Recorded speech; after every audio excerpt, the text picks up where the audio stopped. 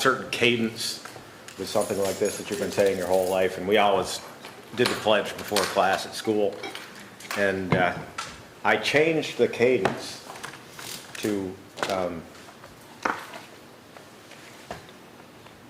the republic for which it stands, one nation under God. There's somewhere in there where I changed the cadence, and I've noticed that everybody has followed my cadence on that. You're a leader. Since we started doing it, and I can't even figure out where it is now. But anyways, I'd like to hear anybody's comments that they have to something that's not on the agenda at this point. It's not on the agenda. Not on the agenda. Please approach the podium. I think there's a microphone over there. Yeah. If I stand here, because if I stand in front of this, you would see me. That's fine. So, well, I've been here before. I think this is maybe the third time with the request that the road speed on Overlook Road be changed from 30 to 25. Overlook Road begins in Dorset. People who want to come to Manchester who are in Dorset get off of Route 30 as fast as they can because they know they're going to get a ticket if they speed. So they go over,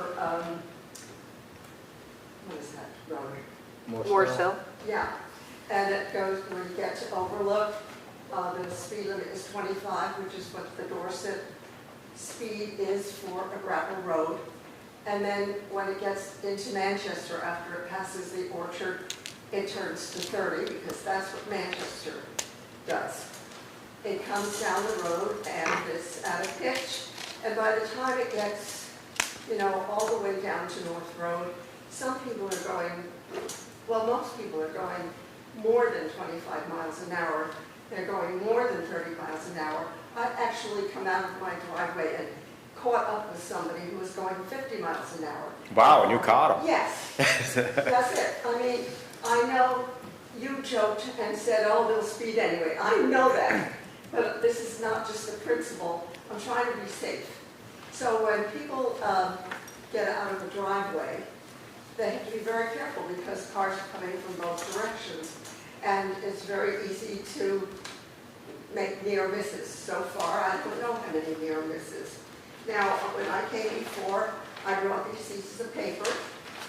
One was the signatures that I got from all of my neighbors who were at home, and the others were postcards that I sent for those people who aren't always in town. So everybody signed, everybody would be happy with this sort of thing. So I said it's dangerous. There are people who walk on Overlook Road. There's the most stunning scene you ever want to see, looking to the two mountains and the saddle and everything.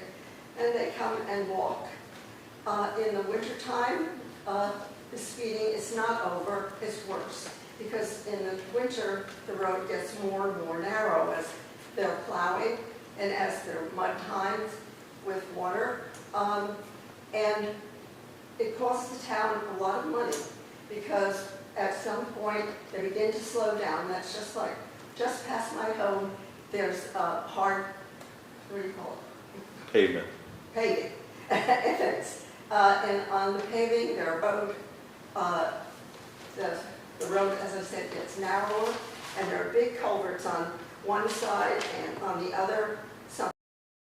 So if you have to get out of the way, you have significant problems. So for me, at my age, I don't walk on Overlook Road unless it's you need to get out. I go up to 3 Maple Drive and walk there because there's not much traffic and it's very lovely as well. So that's my plea. I know that you're going to be talking later. The speeding on my road will probably get worse. And I know the other problem is a bigger problem because it has to do with the state. But this is a problem that can be taken care of. I've seen a really great, remarkable change in the speed at Highland Avenue, which really made a lot of sense for that neighborhood. And what I saw, thing too, was they put up a speed sign, and after a while, people just gave it up. They figured out 25 was it.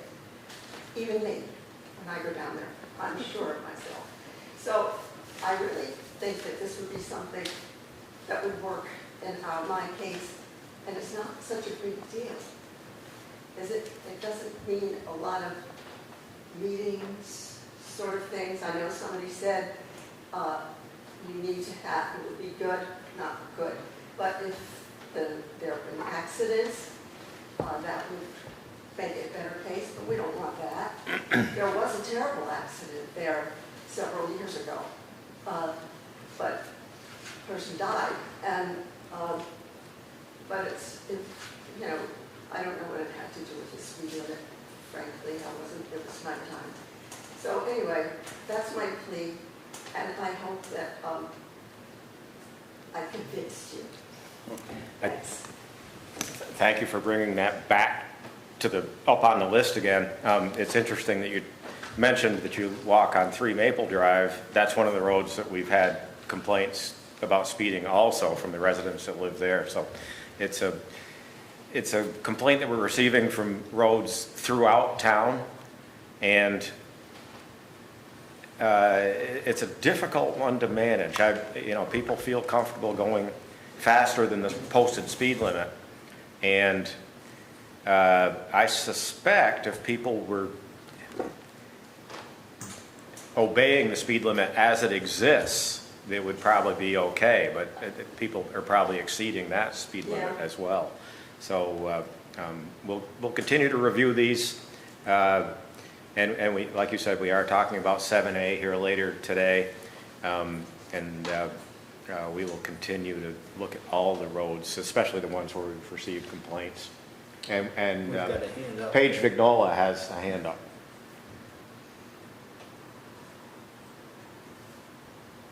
Yeah, good evening. I just wanted to bring to the attention of the town in case someone was not aware. Currently, the crosswalk on Main Street that will actually is right in front of the library, so that where the students come after school when they're walking over, that crosswalk hasn't been functioning for a couple of weeks now, and I think that that's probably pretty dangerous for the kids who are going to be walking across the street. It's actually dangerous for some of the adults who are walking across the street as well. It sometimes will beep, but the lights definitely aren't flashing, so I wanted to bring that to everyone's attention. Hopefully that can be repaired. As we're talking about speeding and the dangers of pedestrians on the streets, that to me seems like one that would need to be addressed. Yeah, so Ed's already reached out to me twice on that. We've reached out to the vendor, and the vendor is supposed to fix it. He was supposed to be here last week, didn't show up. Should be fixed shortly. Okay, good. But thank you for bringing that to our attention, but apparently we're on it and should be fixed shortly. Thank you. Great, thank you. Scott has a hand up.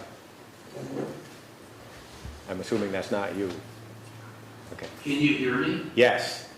Okay, because I don't know if my video's on.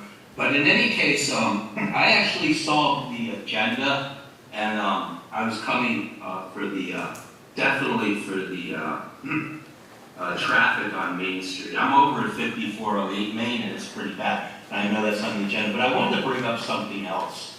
And I'm not sure if the town has a noise ordinance in effect. Is that correct or not? The town does not have its own noise ordinance. We go by the state's noise ordinance. Someone made me aware, and I'm not sure about this, that the Village of Manchester has a noise ordinance. Is that correct or not? And the reason why I'm bringing this up is for the last couple of years before the property was sold next to me, there was a tenant there that had a dog. Left the dog out till probably 12, 1 o'clock at night, every night. And the dog would bark and keep us up all night long. And I'd ask the person, kindly, can you bring the pet in at like 11 o'clock? And she said she didn't have to. And then I would call Manchester PD all the time. And they told me the same. They'd come out, they couldn't get a ticket. And they told me the same thing. There's no ordinance on the books in the town. Why is that? Well, it meant that the village has one. What the heck? And from what I'm understanding is that person could have got a ticket, and every time the dog was out after a certain time, another ticket. And then there's other noise issues too around the area. So why don't we have a noise ordinance? Is there a reason? Yeah, there as was opposed one. to just kicking it to the state. I don't know. Well, there was one proposed several years ago, and it was, didn't get through the review process at this level. And in our discussion with the police department and other town staff, we realized that the existing state controls would have addressed pretty much all the issues that we were trying to address in the local ordinance.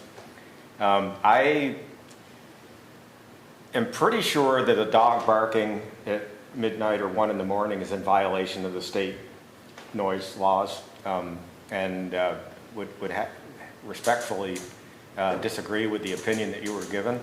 And I think state regulations would have covered that, and we should enforce it at this level. So 11 o'clock is usually cut off. yeah, 11 o'clock is the Generally, I mean, what we'll do is if there is a complaint like that before 11, an officer will go over there and ask them, you know, politely to turn it down or tone down the volume or whatever the noise occurrence is. Yeah. And when you talk about the village, they may have a noise ordinance, but it's a state ordinance that usually comes into play up there. And typically it is relative to music at venues that support weddings. And they get shut down at 11 o'clock. Every time they go beyond that, they do get shut down because of the state ordinance. But I thank you for bringing that to our attention. I will follow up and make sure that I'm not shooting from the hip on this, that there is in fact state controls on that, and that we do in fact enforce them at the municipal level. Thank you. Anybody else? Public comments?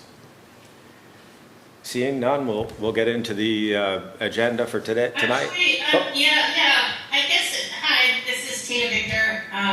Good evening. Hi. So I just wanted to know whether the issue of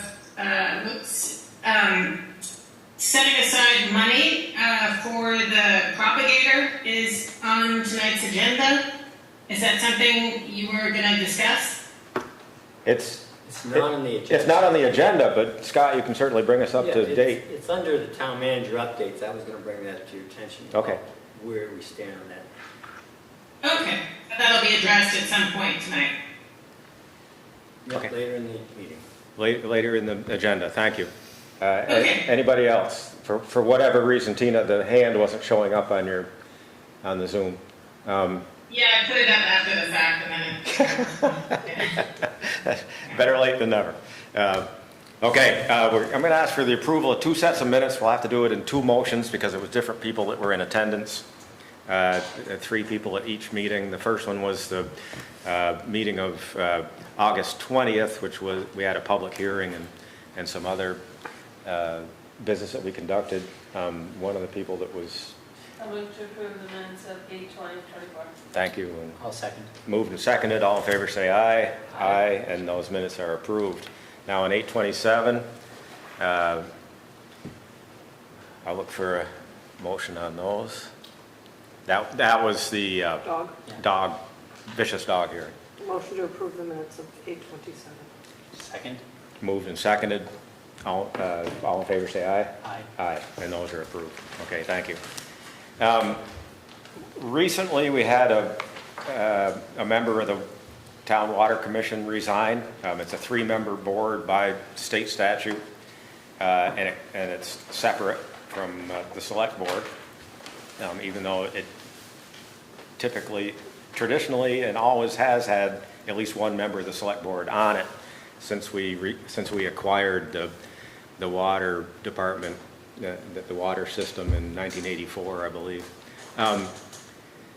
But Tim Madden has resigned, and we have an applicant to fill that position. Scott? Yes, Mark Lashak, and he would have been here tonight, but he has COVID, but he has Zoomed in. And you have his letter of interest and a short email explaining why he'd like to be a member of the Water Commission, and he'd like to comment. Mark?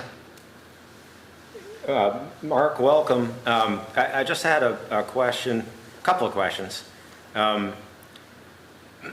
Looking at your email and the letter of interest, what in your life do you feel has given you the background that you would require to serve on this commission? Well, I think my experience, my work experience would help tremendously. I've been involved in various aspects from operational control of large data centers to project management and delivering extensive large-scale projects on time. And I thought that, there are projects that come up every so often related to the water, and that I would be an asset to help out. The question that I had is much simpler. Are you on the town water system? I am not. I'm, I guess, just a little bit east of it. It's the one piece that we might be members of the system.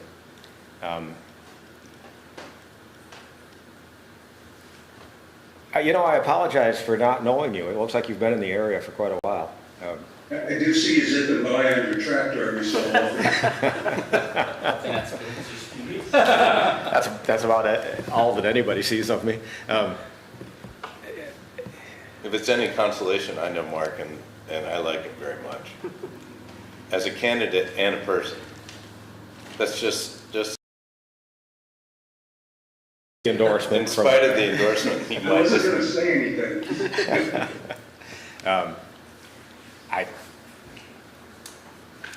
I think an individual with the ability to think clearly and make the meetings. I appreciate the fact that you've attended here this evening, even though you're not feeling well. You look well. Well, I mean, I'm doing okay aside from extreme hair loss. Well, it moved to the bottom of your head. That's any questions for Mr. Leshock?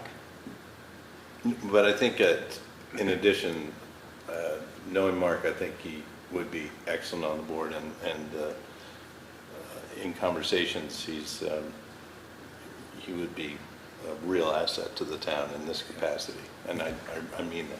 This is a select board appointment, but we do have the whole remaining board in attendance here this evening. Doug, do you have any comments? Yeah, you want me to? Yes, please.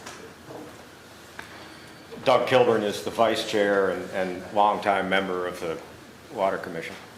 I just looked because I'm compiling data over the years, and I've been on the water board since 1994. Wow. I was on the water system for a while, and for 40 years, and not now, to answer that question. And I recognize the comment, it'd be nice to have somebody on there, but you serve in many capacities as a select board, but one of the things is a sewer commissioner. And I would ask how many of you are on the sewer. I don't see any that are.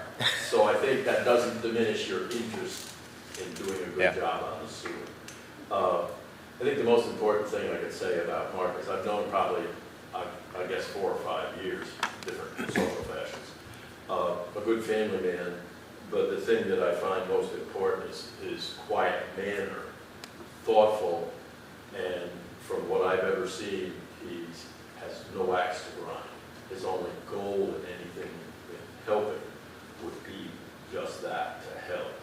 And he has a mathematical kind of mind that shows to me with great regularity whenever I talk to him. And so I think it could be a significant asset to the board because we face a lot of technical issues at different points in time. And as we go forward right now, we're talking about new water meters, which is a $300,000 to $500,000 expenditure. I think this kind of mind with no axe to grind could help with that. Anything else from me? No, that's very helpful. Thank you. Any other comments or questions?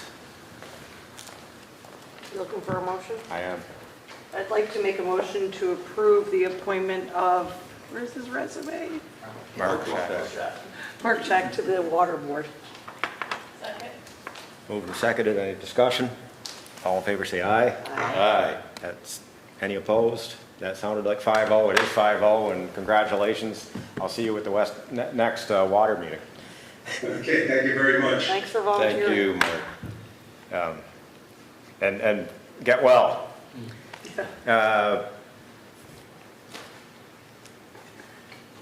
Okay, Scott, if you can lead us in on this one. The town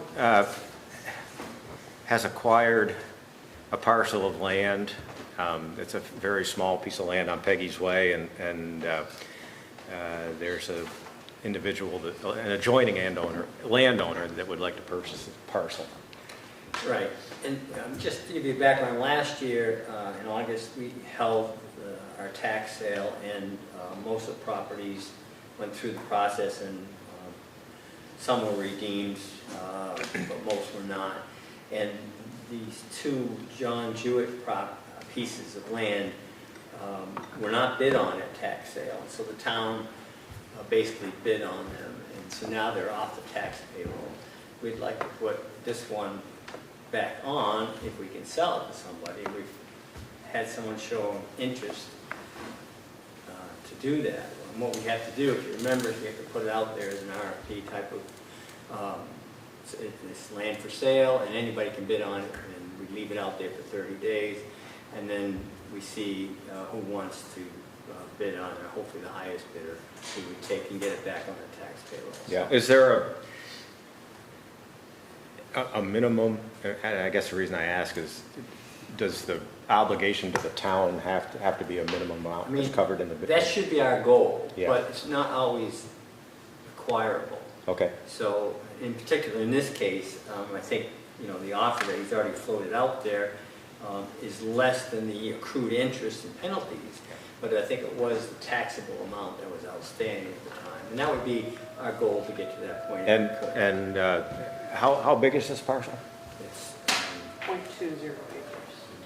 yeah. Two tenths.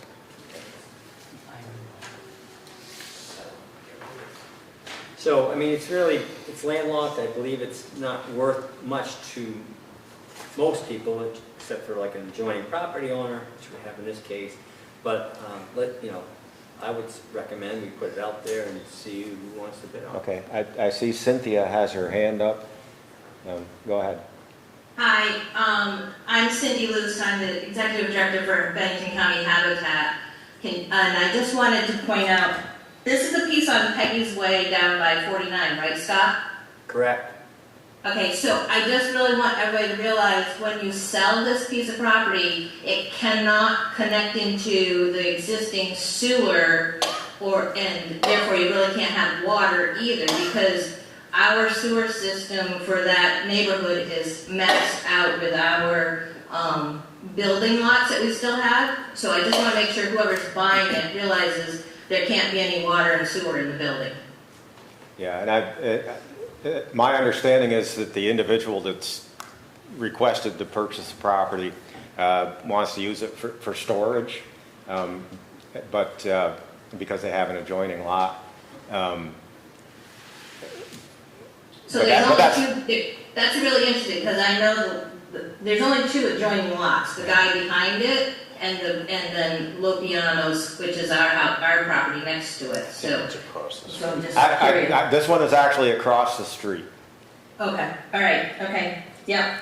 And it's an individual that's known to the town.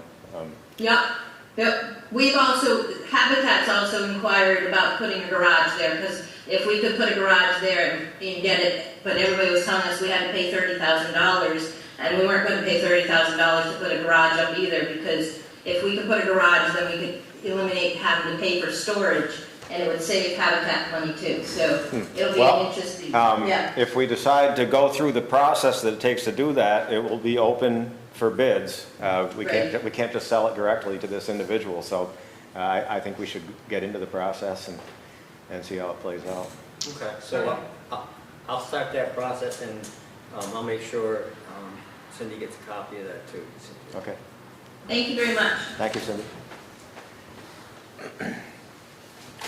Anything else on agenda item 6? Do you need an official motion on that, or is that just, No, Okay.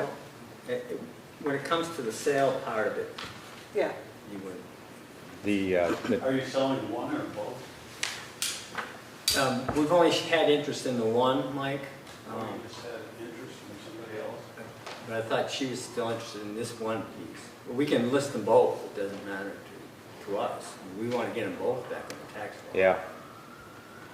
Yeah, I guess if we're gonna go through Might as well list the them both. process, it Yeah. doesn't cost us anymore to, Right, exactly. do them both, so. Yeah, good idea. that's a great idea. Anything else on agenda item number 6? All right, we'll move into agenda item number 7, which is the changing the speed limits on Main Street. And that is on the section extending from Barnumville Road to Homer Road. Intersections. So you've got a couple large maps in front of you. There's more over there on the table for the public, if anybody wants to see them. And basically what I tried to show you is where the current speeds are. Because this was discussed at a previous select board meeting, and I just wanted to follow up and to see if you want to move forward on this or not. So you'll see at the intersection of Barnumville and Main, that's where the speed limit's 25, and just after that intersection it turns 35. And then just up at the driveway by the Vermont Country Stores, and it changes to 45. It continues 45 all the way past the town office here, past Homer Road, past Hunter Park Road, and then it continues at 45 until it turns into the state highway and turns to 50 at that point. And so that's where we stand right now. Have you had a chance to kind of go over this with the police department? Do they think that this is an effective way of I did talk to the chief Yep. about it. He was fairly ambivalent about the possibility of changing it. You know, I think they in this 45 mile an hour section, that's where they monitor things. Because that 35 is such a short stretch, and the 25 leading up to it, of course, you know, that's basically our downtown continuance. So. You know, his comment was, you know, we do write some tickets up above at 45, but as you saw from the reviews, it didn't really show a lot of data that showed high speeds up there. There were, you know, a few that were extraordinary, of course. Yeah, saw that. But I think you'll always get that. And those are the people that get the tickets if they get caught. And Bill. so is the Excuse me. proposals to go from where extend the 25 up to the Vermont Country Store, and then extend 35 from the country store to past Lily of the Valley? I don't have a proposal in front of me. You know, I wanted to see what you guys are talking about, because last time we talked about it, there was some commentary from the public that wanted to run 25 all the way up past the town offices, which really I don't think is too reasonable.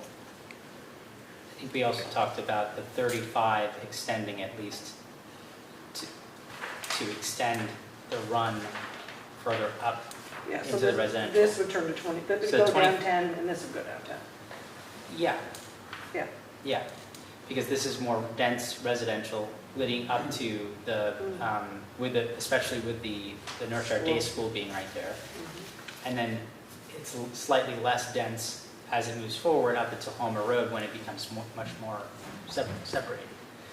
Okay, we've got several hands up. I'm going to go to Bill Drunzik. I have some comment, but first I'd like to ask a question of what is prompting, or why would we want to make any changes? Or does Well, somebody want to actually, make changes? some people that have their hands up might be able to answer that question better than I. Scott, you spoke earlier. Why don't you go ahead on this one? Okay, can you hear me? Yes. Okay, respect Bill. I live across from the Palmer House. Those people are not doing 35. They're whipping through there like 50, 60. There, I'm on on the porch. I'm at 5408. I see it. I'll literally take videos for you guys and show you. My opinion is you definitely take it 25 up to a certain point, maybe not all the way.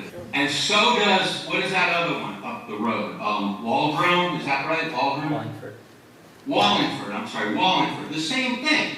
Why do we have trucks going through and semis and all this crap, and guys with tractor trailers running through at 50 miles an hour? And I clock them, I see it. And on top of that, they have a hotel across the street with kids playing, and I've been almost hit a couple of times trying to cross the road. They don't even stop. It's awful. So, I mean, speed bumps won't work. I understand. You know, cameras would be great, but maybe that's against the rules in Vermont. Probably is. I mean, what a great way to pay for our property taxes, bring them down with the speeders. I mean, that's my opinion. Take it 25 to a certain point. Maybe not up to the town offices, but come on. Chester has it. Look at Chester. It goes the whole way through. The whole way through. That's all I got to say. This is Phil Snow. Can you hear me? Okay, go ahead, Phil. I agree with Scott. I live right across from the VNA on Main Street. I'm the one that's kind of brought this up. I would agree, although I've had a few prior interim and other town managers want to push it out to the municipal building, town hall. That may not necessarily be the most practical thing, but pushing it out to where the 35 ends and the 45 starts, both northbound and southbound, certainly would help in this section where Scott and I both live. And there's kids that live on the street in that section of Main Street would help to bring the 50 mile an hour, 60 mile an hour that Scott sees, that I see all the time as well, would help to start the slowing down of traffic and moving that traffic calming device that's at right before the curve, move it out to where the 25 starts would definitely help significantly in making that a much safer area for people to be walking on the sidewalk, the cyclists, that I start seeing more and more of cyclists, and the construction dump trucks are significantly a significant issue, as well as, you know, other people using that as the starting place of driving down Main Street towards Town Hall. And certainly having the police, make sure that they're in that 25, 35 area and give more tickets in that 25 area, the new 25 area would be a significant, important piece to slowing down traffic, particularly as they hit the curve and get into the quote-unquote downtown area. Quite frankly, I agree with Scott, that Main Street, all the way out to the town hall, is all part of downtown. Okay, it's the gateway to the town. But, you know, is it practical to move 25 out, all the way out there? Probably not. But certainly, pushing 25 makes a lot of sense. I think to Scott and I, as well as other residents that I've talked to, that I surround, have kids. So, as I mentioned, my kids are adults, but I don't have grandkids yet.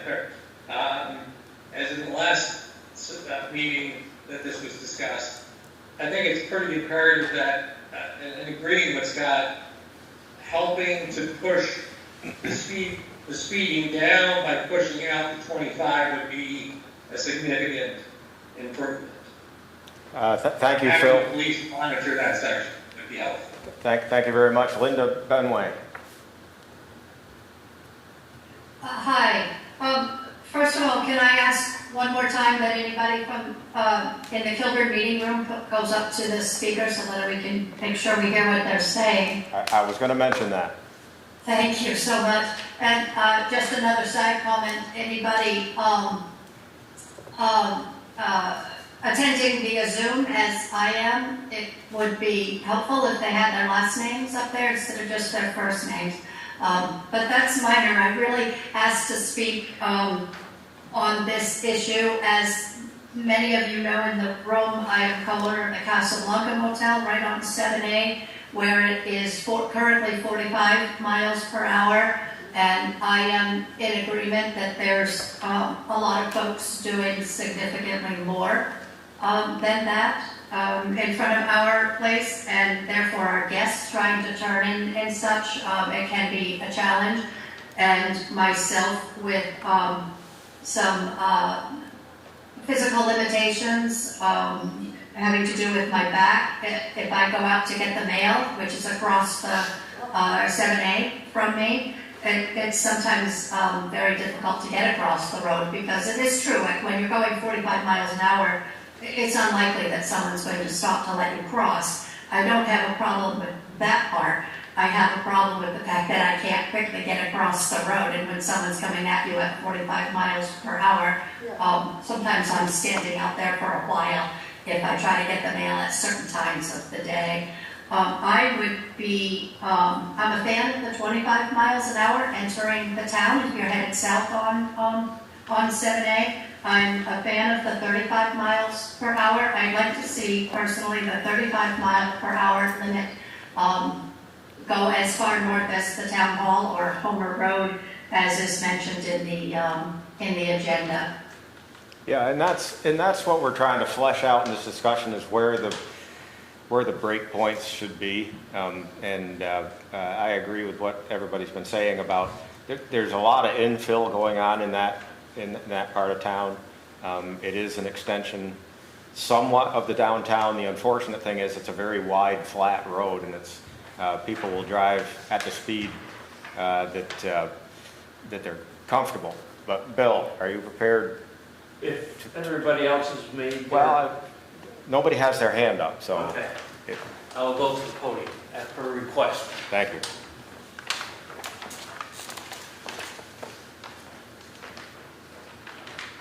Okay, interesting to hear those comments, and I am concerned about this too, because I own multiple properties on this road, and I'm also am in and out of my properties on a frequent basis, evening, early morning, daytime, and so on. And it sounds like the larger problem is people not obeying the speed limits, not the current speed limits. This road is designed, it's probably one of the better designed roads. When we talk about the other communities, there are areas that are speed limited in the manner that they are. They're shorter than ours actually are, because they're smaller towns. And once you leave our business district, the tendency is want to increase your speed limit. And once you come around that corner, you have a well-designed road. It has a sidewalk on one side for pedestrians. Most of it's even away from the road. You have wide shoulders for bicyclists, and you got good travel lanes. And if you change the speed limit, and there might be some minor tweaking that is appropriate, is the police department going to spend all their time out there ticketing everybody?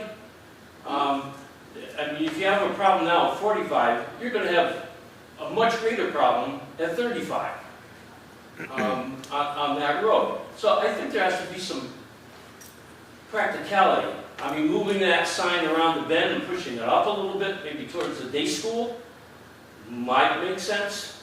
But much further than that, I just don't think it's practical and going to be appropriate. You know, there are times of days when that's busy. I came in here on the way to the meeting, 2 cars on the road.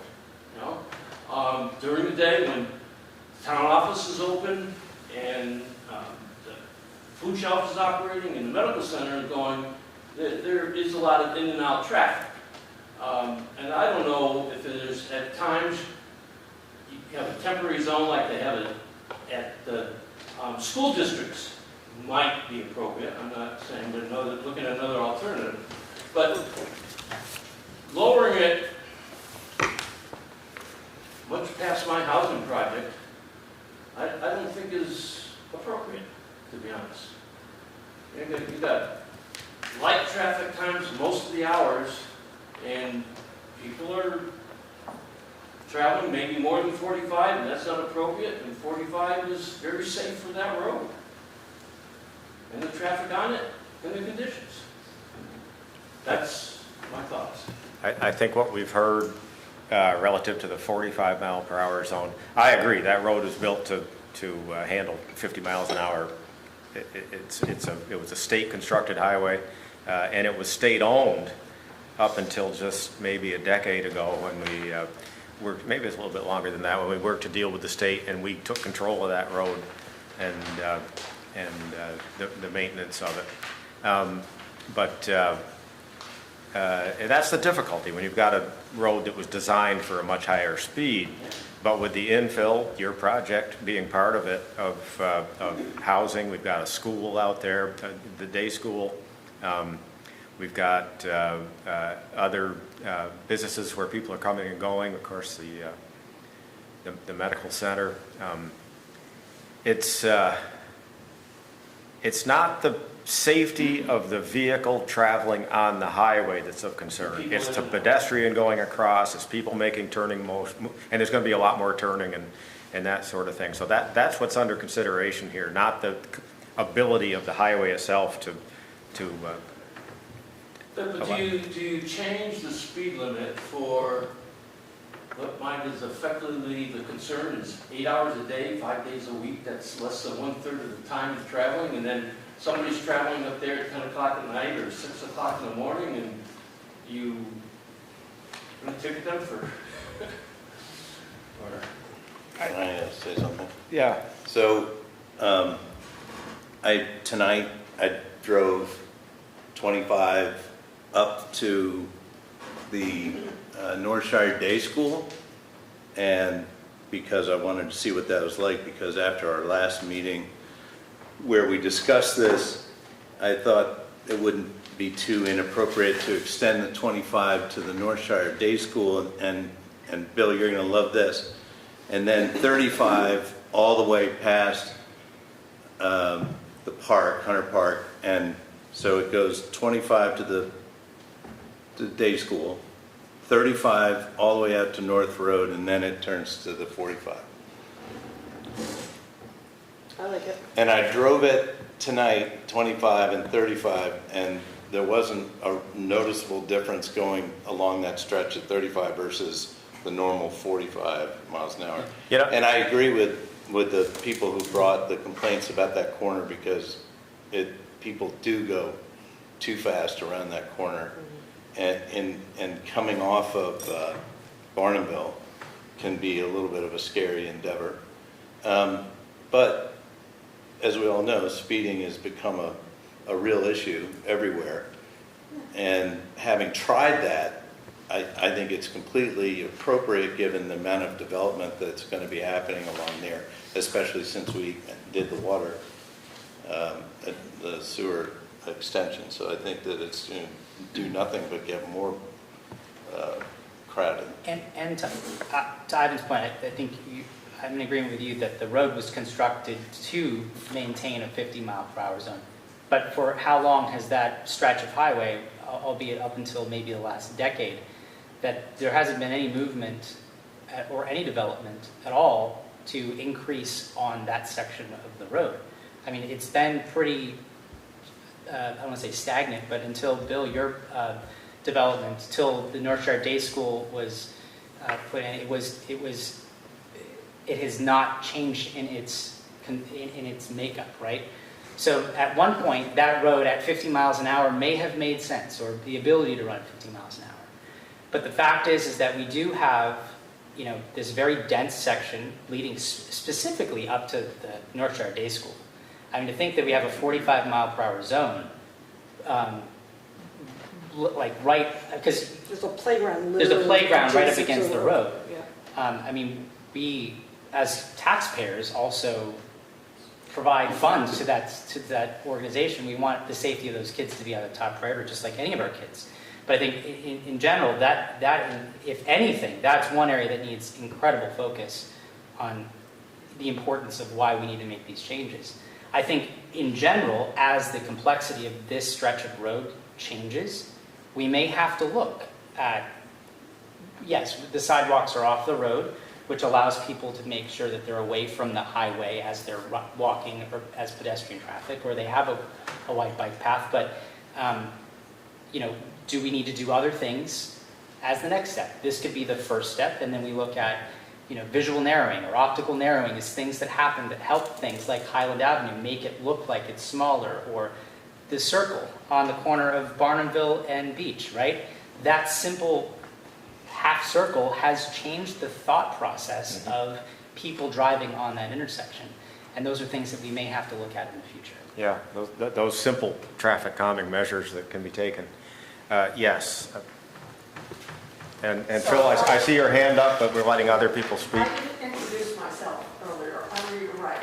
But this whole conversation about these cars and how fast are they going. We have wildlife, we have bicycle paths. I'm not sure that on Colin Path, there's small places where anybody who's a youngster might tip. So driving on roads, for me, requires quite often just crossing the yellow line and getting over. So I'm sure that I don't hit one of these folks. So the wildlife, if you're going fast and you hit a deer or, God forbid, anything, that's going to cause a considerable accident, pile up in the back. We don't need to go fast. We came to Manchester. In Manchester, we're not on, Fifth Avenue or anything. So I don't know why we're in a hurry. I guess I'm retired, so I can say that. But still, from a point of view of a principle, let's think about it. Why do people have to go so fast? And I'm sorry, the second fellow there, I don't know your name. I'm very important. I'm Vice Chairman, Mr. Cutler. He has a nameplate. I've just been waiting to say that. What do you want us to do? Sorry? I thought that was perfect. You said at North Road, it's still 35, and so people are approaching our town again. Well, I think one of the things that you're saying also is that when you're coming in, let's say you're coming south, and if it turns to 35 at North Road or North Run Road, it's going to calm traffic down throughout town. You're going to get into a mindset of going slow. And I don't think that's a bad thing, because when you hit Chester, I think that's what I've never seen a police person. I was just going to say the I've same never thing seen going any into police Chester. at Chester, but everybody goes 25 through Chester. And same with Wallingford. They're used to, when Officer Tip used to hang out there for a little while, he would go between his two spots. Now there's nobody doing it, but everybody goes the speed limit. Yeah. And if it does turn to 35 earlier, much earlier, it may have an effect on all the way through the town. Yeah. Anyway, thank you for putting all the time into it, but I think it's really important. Yeah. That's a good point. If we ratchet it down farther out, by the time they get to where the real action is, they'll be slowed down. I'm going to bear that in mind. It's funny. I'm going to speak in a minute, Phil. As I go north on that stretch, which I don't travel very often because from where I live, it's just a stretch of highway I don't travel. But if I do happen to leave town and I make that curve and I'm going up through, I find myself going less than the speed limit, especially when it turns to 45.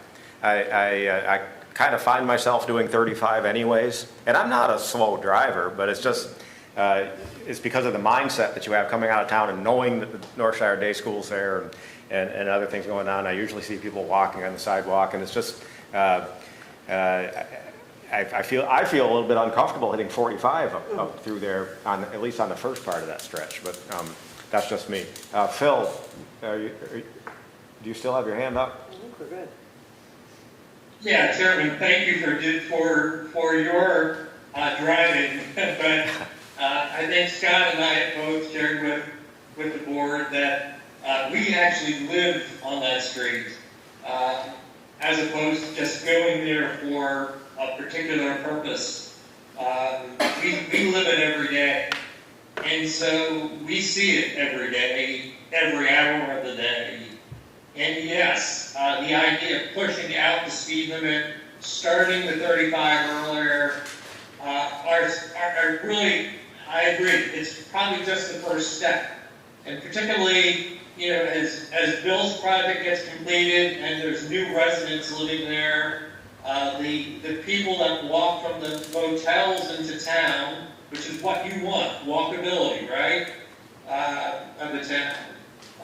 More things are going to need to be implemented to help drive the growth of that street that you've intended as a board in terms of its improvements and other things that are going to be on that road as part of a more residential mix into that.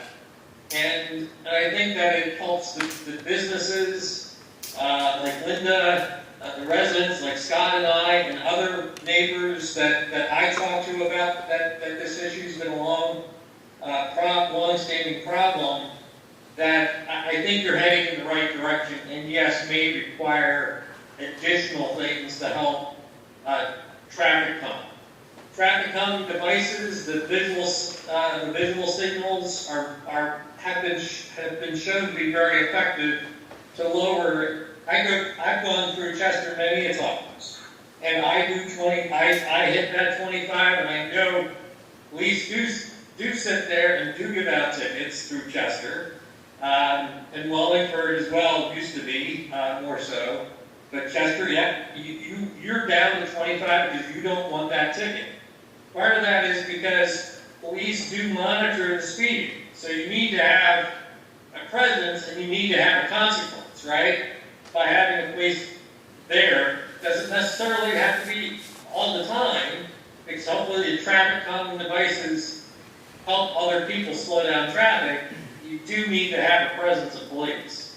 So again, I agree with where you're heading, and I appreciate everything that you are doing. Thank you. What I want to do is, if we're going to have more discussion on this, is more narrowly focus the discussion. I think we're going to talk about the parameters physically on the highway. You know, where does it need to be at a certain speed? Where should it transition to another one? And what should be the endpoints of those? So why don't we keep it simple, just drop it by 10 from 35 to 25 and 45 to 35 out to North Run Road, like Greg said.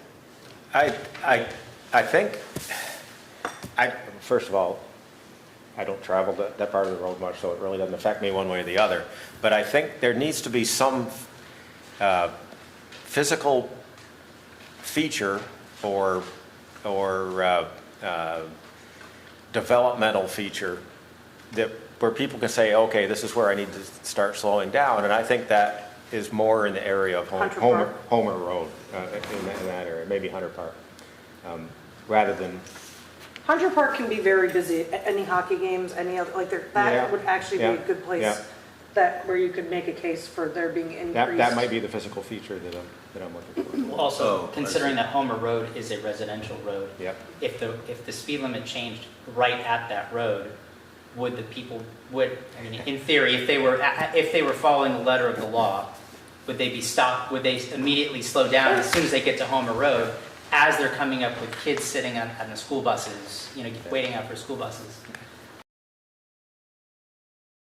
Park is a good a place to leave that mark. I would also note that, and I just showed this to Heidi,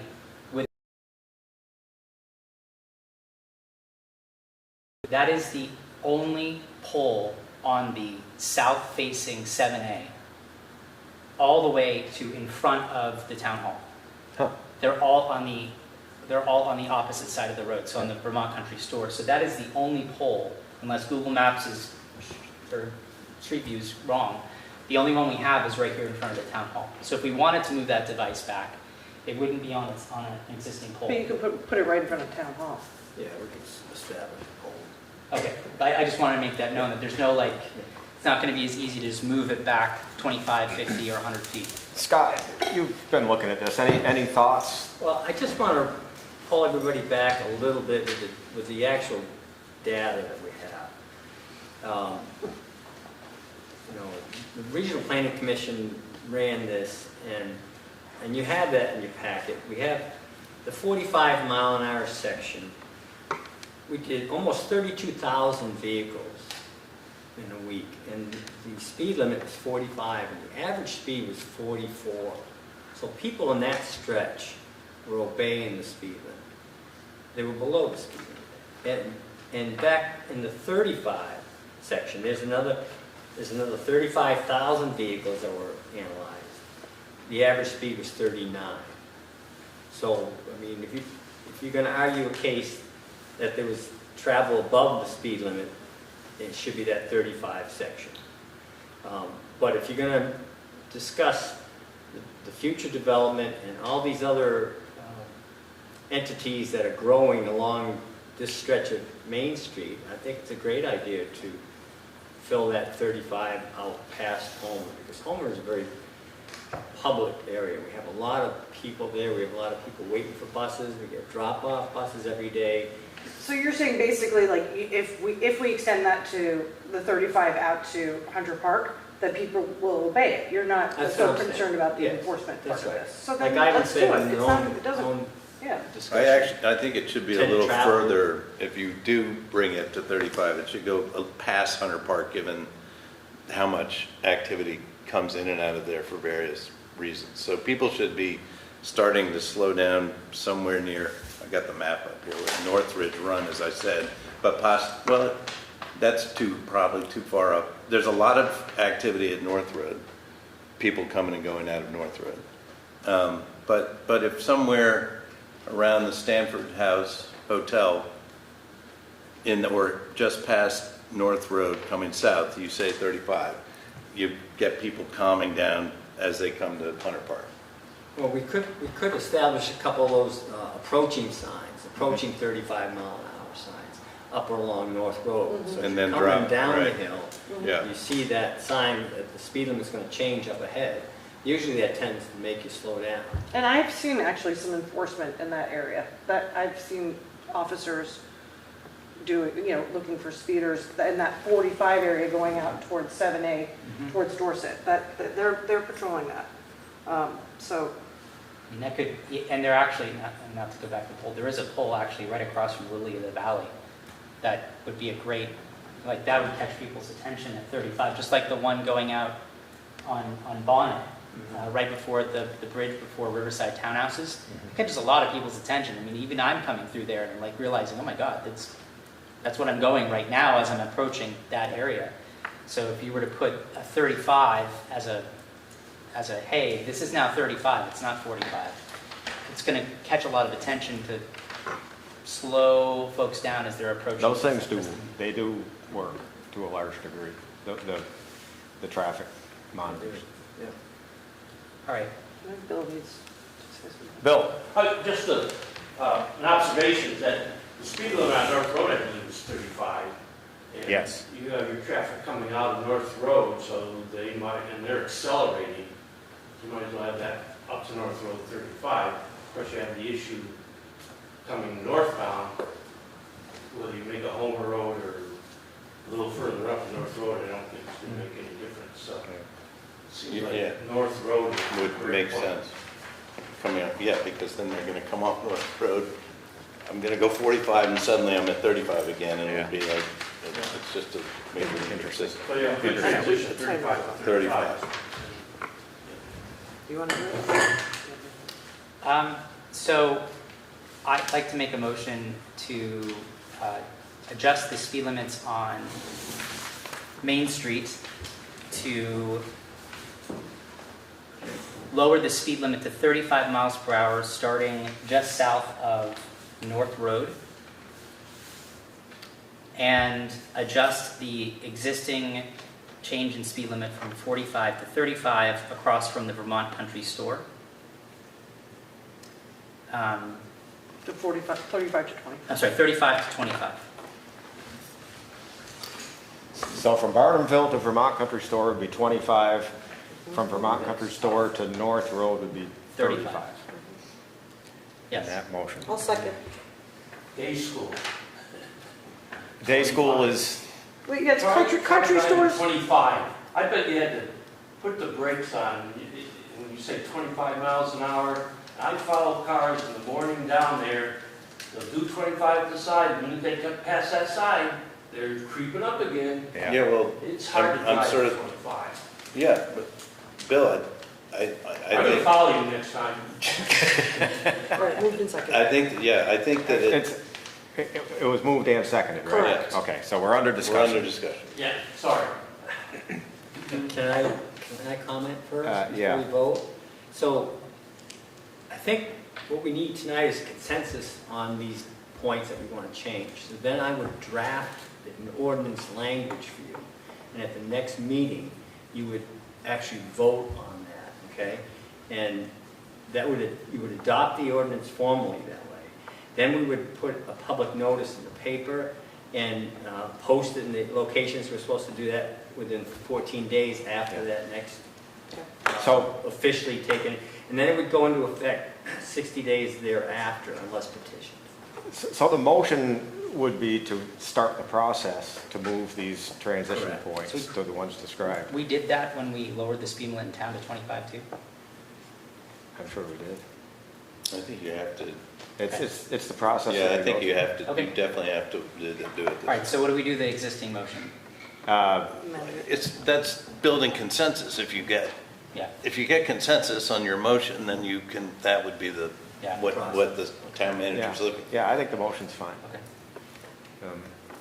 But it triggers the process, it doesn't accomplish the end. Got it. And Linda, we're under discussion of this motion as a board, so I'm reluctant to let you speak. But you know me, I let people speak.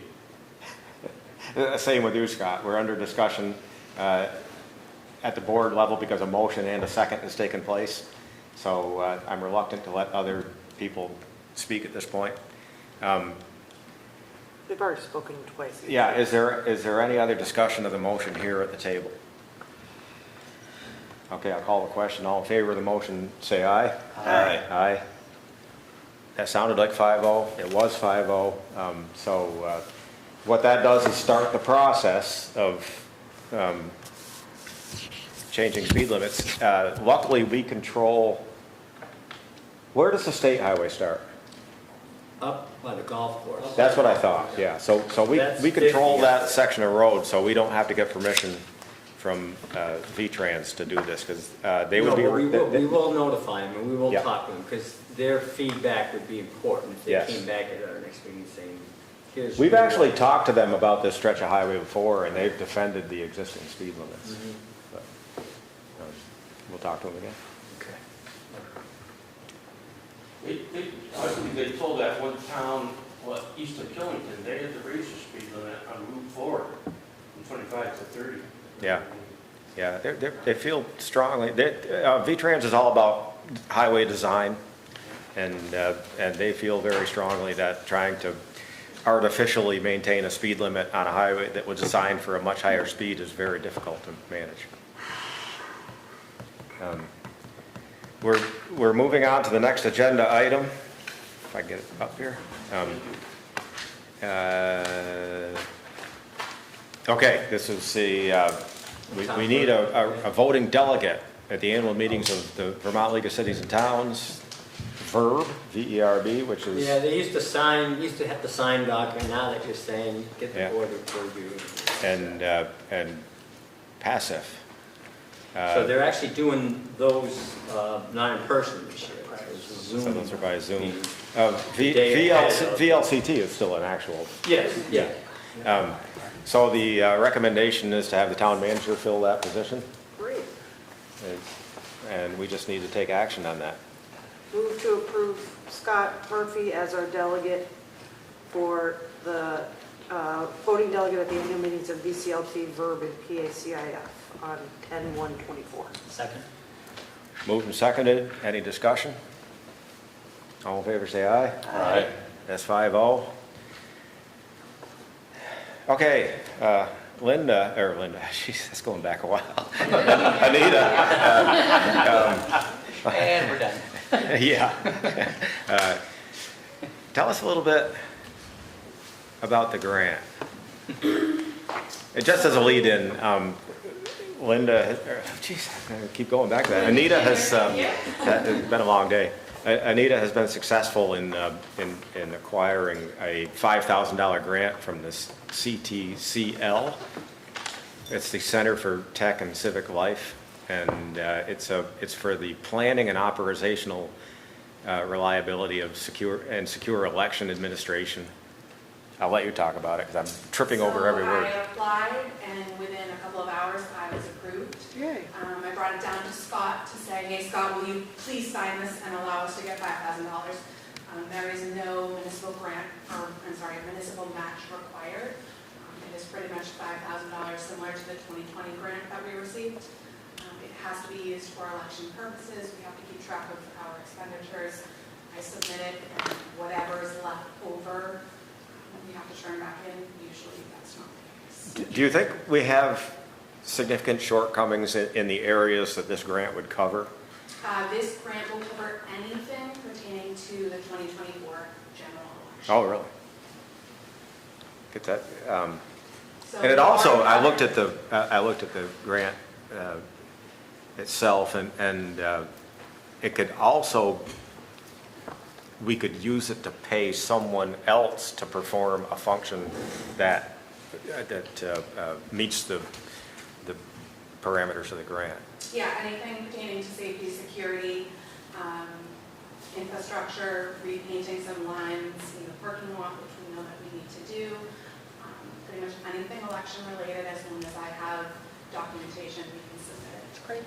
Again, it's just, I need the select board approval to accept the $5,000. I will let you know if the board decides to agree to accept the $5,000. We probably will receive that check within about a week or so. Which is why I asked Scott to go ahead and sign, just to have it as a placeholder, and then the board always has the option to deny. And of course, I'm not really sure why we would, but I mean, you do have that opportunity. and of course, Scott, you would be involved in any physical improvements or enhancements course, that were yeah. being done to the property. You looking for a motion? I sure am. Move to approve the acceptance of the $5,000 grant award from CTCL for the town clerk's office. Second. Any discussion? All in favor, say aye. Aye. Aye. Again, that's 5-0. Nice job, Anita. That's awesome. Okay, Scott, tell us about the cemetery commission. Well, I've got several updates. I'm sorry, jumped ahead. So the cemetery, we had a situation where somebody asked and was granted an exchange of cemetery plots. And so we went and recorded the deeds, and then later on in life, they wanted the old one back. And so they want to flip it back, and which we can do, and we will do. But As long as it's in life and not in death. Good No point. one planted in the meantime?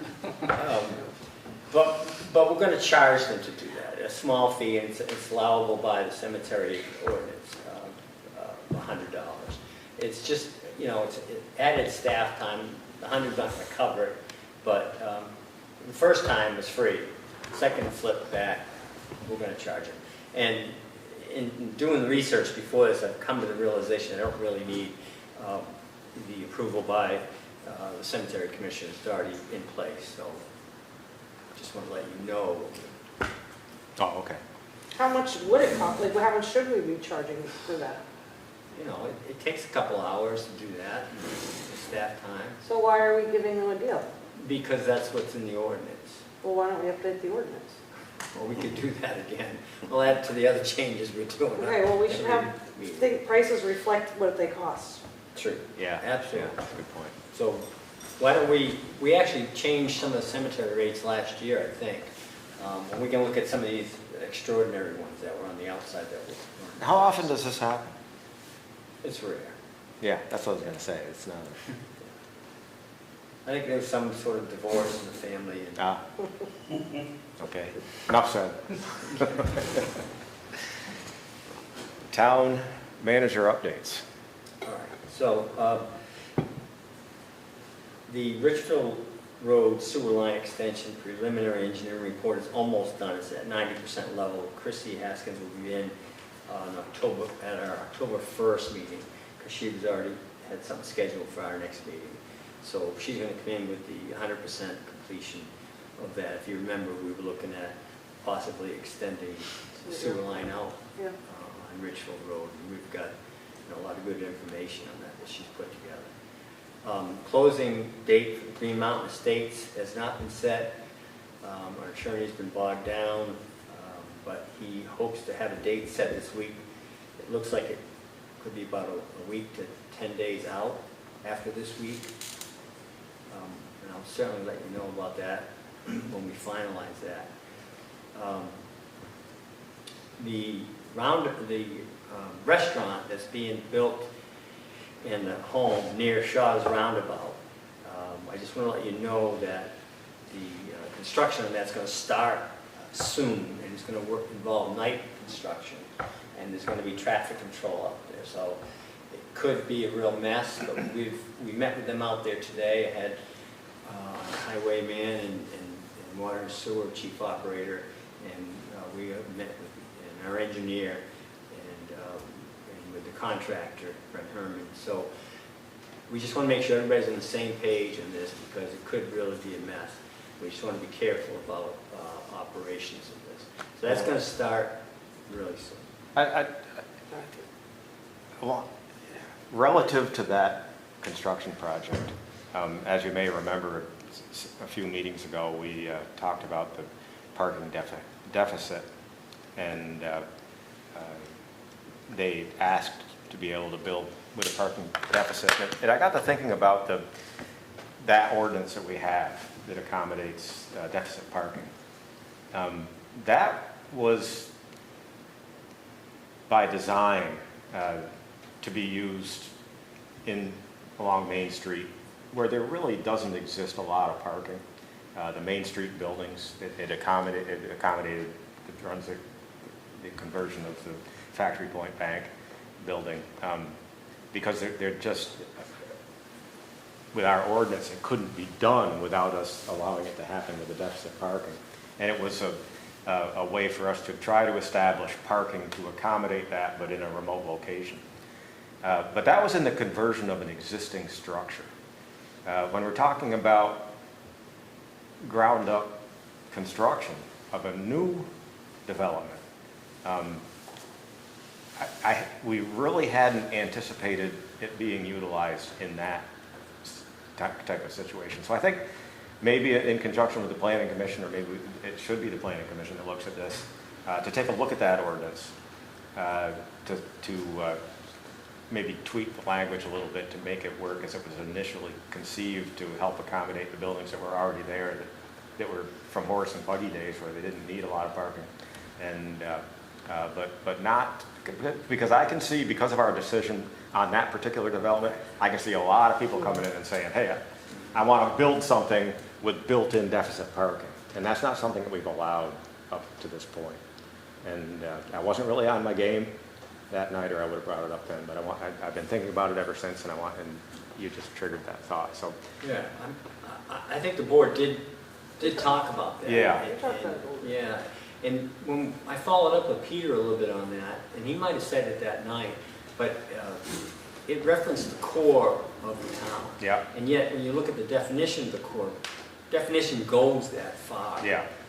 And so we talked with Wilbur Rice, and hopefully it'll get to the Planning Commission also, but of them tweaking that next year, yeah, or develop the town plan. Or maybe saying it's fine the way it is. I don't know, but right. I think it needs to be looked at. Along those lines, has the site plan changed on that? I've heard mumblings that one of the buildings isn't going to be built, or is that inaccurate? No, they're both being built. I think they're building the foundations at separate times, because there's only one built right now. And that's so they can access and tap into the water. I see. The other one may be a slab versus a basement too. And have they paid for the parking? I don't know. Or the curb cuts? Yeah, well, we, I don't know about the actual payment of it. Yes, I do have sewer payment. No, the curb cuts. Curb yeah. cuts, yes. They just received their permit today Okay. for the curb cuts, so they, we are on top of that. Yeah. Remind me later. maybe. Yeah, well. But, that could be a mess, so I just wanted to give you a heads up. So finally, the propagation question, again, Wilbur Rice, I think speaking on behalf of the Planning Commission, wanted to know what was happening with the propagation status. And I think during our last discussions, basically it hadn't been addressed. We were hoping to see what came of this application with Verizon over at the Riley Rink area, which nothing has changed on that recently. But he and others are kind of pushing to see if we can hire a propagation firm or go out through an RFP and get a propagation firm to find better locations or the best locations in town for cell towers. Well, I don't think this issue is going away. I think that we have to address it. And so I think the more that we can be proactive in terms of selecting a location by hiring a propagator, the better off we're going to be. Okay. So I can start that RFP process, and we can do that. My next question is, it's not in the budget. Where would we pull that funding from? Because someone submitted a rough estimate to them at their request for about $10,000. Local ops tax fund? No, we can't raise money from there without voter approval. And the same is true of it's not really a capital expense. It's a consulting fee. Do we have any in that budget for the consulting line item? There is a consulting line. Right, but we use that pretty much for like...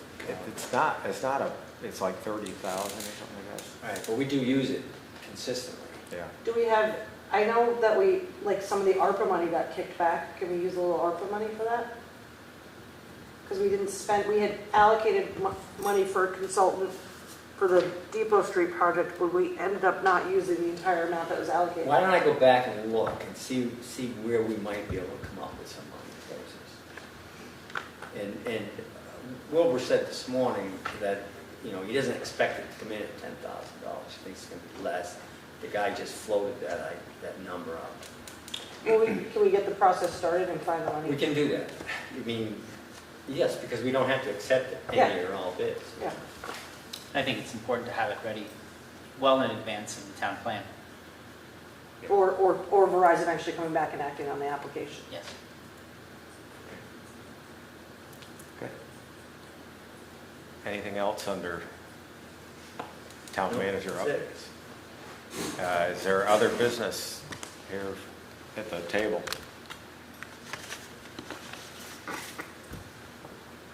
$8:22. That's it. Move to adjourn. Second. All in favor, say aye. Aye. We're adjourned. Our next meeting is September 17th. And thank you all for attending. We'll see you in 2 weeks.